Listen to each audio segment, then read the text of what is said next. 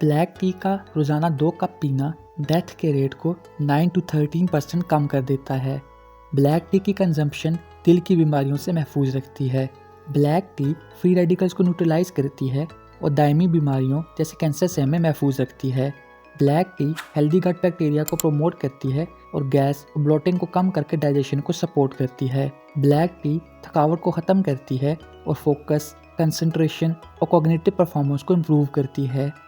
Black T metabolism को boost करके weight loss में मदद करती है। ब्लैक टी हमें हाइड्रेशन प्रोवाइड करती है और बॉडी फ्लूइड बैलेंस को मेंटेन रखती है। Black T blood sugar regulation और इंसुलिन सेंसिटिविटी को इम्प्रूव करके डायबिटीज़ के खतरे को कम करती है। ब्लैक टी में मौजूद नेचुरल एंटीबैक्टीरियल खसूसियात प्लाक और कैविटी को बनने से रोकती हैं और ओवरऑल ओरल हेल्थ को इम्प्रूव करती हैं और मुंह की बू को भी ख़त्म करती हैं।